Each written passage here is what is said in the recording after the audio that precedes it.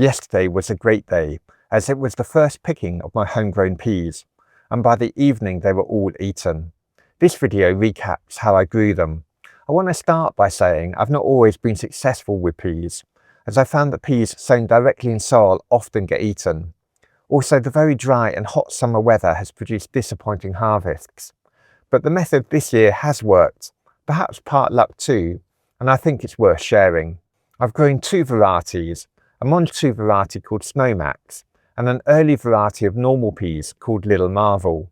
What I think has been key to the success this year is starting early. Whilst there's been hot weeks this year, nevertheless, starting early has also meant some rainy and cooler days too, especially compared to growing peas in midsummer. I copied the method I used for growing sweet peas, starting in early March.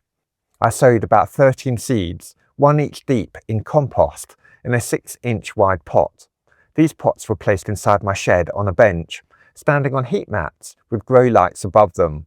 The heat mats have a soil thermometer which keeps the soil at more or less a constant temperature of 17 degrees C. Starting in March is important, as there is no risk of it becoming too hot inside my shed.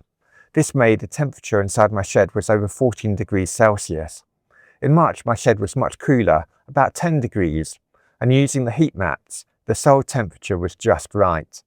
This meant the plants got off to a flying start, germinating quickly, and when they developed their first tree leaves, I moved them to the polytunnel for a few days to harden them off a little before planting them out.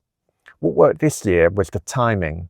I didn't leave the peas growing too long in the pots, which could have led to the plant roots getting all tangled together.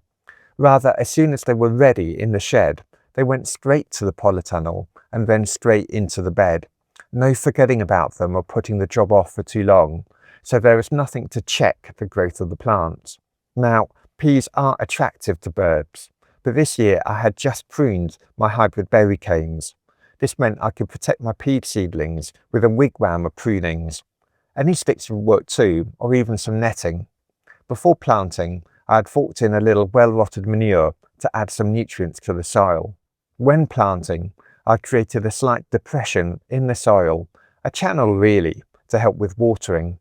This helped channel water to the plants rather than it running away. And that was it really, the hard work done. I've needed to weed the plants a few times, and when they started to grow taller, I've tied them up to some canes positioned around them. By picking them regularly, I hope the harvest will continue for a few weeks yet.